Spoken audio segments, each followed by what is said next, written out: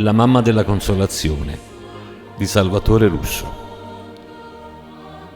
Vicino al mare ti incontriamo di giorno o nei silenzi della notte, quando i chiodi dei pensieri più duramente trafiggono, e ci consoli.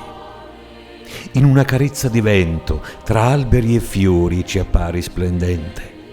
Tu, volto radioso, dissolvi le angosce e ci consoli.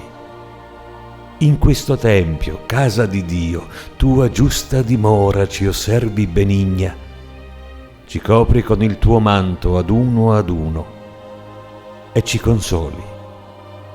Nelle sere di maggio ci accogli intorno al tuo trono e mentre solenne si innalza un canto a più voci, tu, mistica alba, ci porgi la tua cintura e ci consoli.